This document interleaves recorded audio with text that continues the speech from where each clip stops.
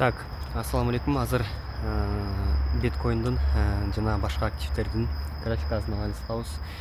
Эң биринчи биткоиндун графикасын анализ кыла кетейин. Буда эч өзгөрүүлүк жок, ою баягыдай эле. Мен кыскача видео киргизгем YouTube'га жана TikTok'ко.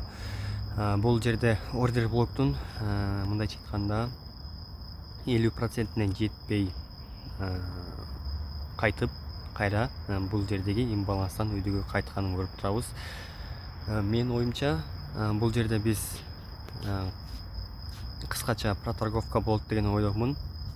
Бул уровеньде примерно ылдыңкы ликвидтерди алып, үстүнкү ликвидтерди алып, проторговка кылып, өйдөгө чыкканга примерно 123 жана 122деги ликвид алганга аракет кылат деген ойдомун. Азыр бул жерде мен кыскача позиция деле ачып кармасам болот. Примерно имбаланстын 50%-нен. Так, take profit ылдый жак примерно take profit меники 18000де, 118.000де турат. Калган позицияны өйдөгө чейин стоп-лосту которого мен алмаштырып алдым.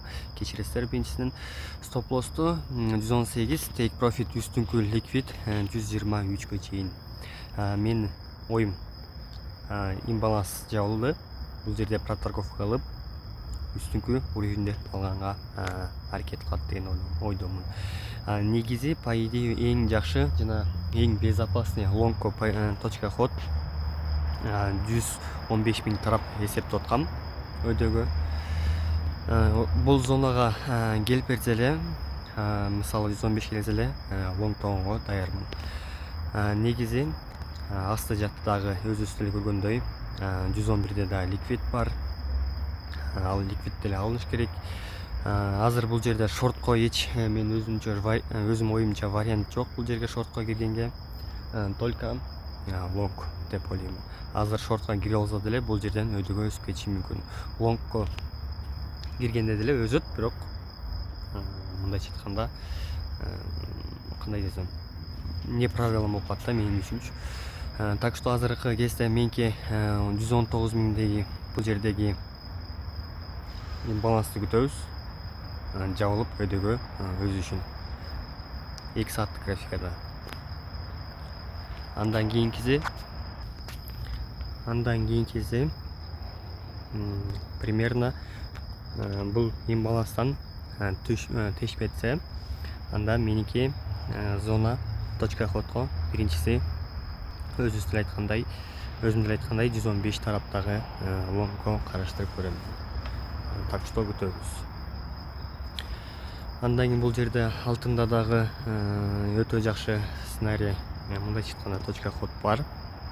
Алтында дагы мен бул жердеги примерно 3350деги ликвид алынды.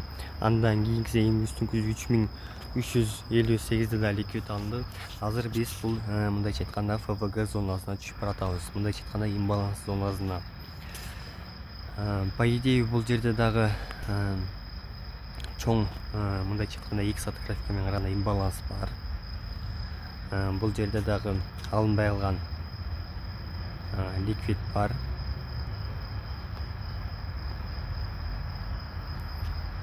Примерно ликвид 3281де.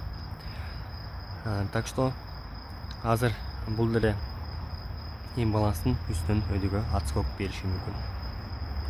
Же болбосо кээ бир убактарда 50% менен. Так, азырчыраак да турган 1 сааттыкка кирейин. 1 сааттыкта деле чоң имбаланс, эч өзгөрүүлүк жок. 15 мүнөттө деле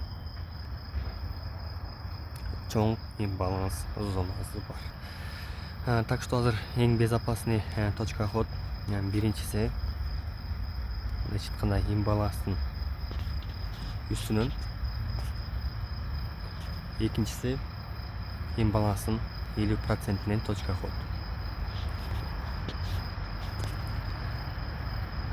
Бул 15 мүнөттүк графика.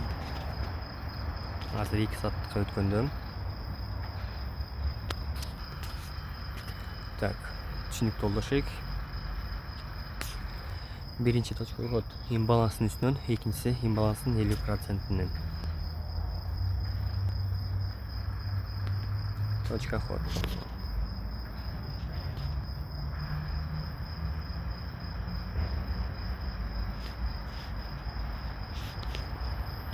Екі саттык графика. Так. Эфирде да өтө жакшы зонага келди десек болот. Азыр графиканы толугу менен тазалап өчүрөйүн. Так, бир күндүк графикага өтөйүн. Мынакей. Бул жер эң 3000 и 4000 тарап. Мындайча айтканда эң күчтүү уровеньди тешти десек болот, потолокту. Эгер бул тешип, бул жерде проторговкада мындайча айтканда 1-2 жумадай, жок, бир жумадай проторговкада туруп калса, анда бизге өйдөгө кеткенге, 5000 кеткенге өтө жакшы вариант. Эгер бул жерден түшүп ложный пробой берип ылдыйга кетип калса, анда биздин бара турган жерибиз биринчи уровень өзүбүз эле көрүп тургандай, бул зона примерно проторговка зонасы деп эсептеп жатам. Анткени бул жерде дагы имбаланс бар жана ордер блок зонасы да бар бул жерде. Экинчи уровень примерно бул жер күчтүүрөөк болуп эсептелет. Примерно 2524 бул эң күчтүү уровень. Так, азыр биз бул жерде дагы мынакей бул уровеньде тоже күчтүү уровень катары колдонсок болот. Примерно 3656-ны дагы. Азыр мындай караганда эфирдин эң түү мындайча айтканда потолокту тештейм. Эми бул жерде мен айткандай эле проторговка болуп калышын күтүш керекпиз. Анткени кантип билсек болот, эгер бир свеча өйдө, мындайча айтканда мынакей, эгер бир свеча көтөрүлүп, ылдый түшүп, кайра эле примерно 4000 деп коеюн, 4000 отскок болуп кетсе, андан кайра эле примерно 4700 кайра эле түшүп келип 4500, 4600 болуп атса, анда биз боковикте иштеп баштадык деп ойлосок болот. Дальнейшем бул кайра өйдөгө дагы кеткенге эң жакшы варианттардын бири. Эфирде видео кимге түшүнүктүү болсо, оюңуздар жаза кетиңиздер. Кыскача болду. Эңисинде мындай көптөн бирлешкенге аракет кылам.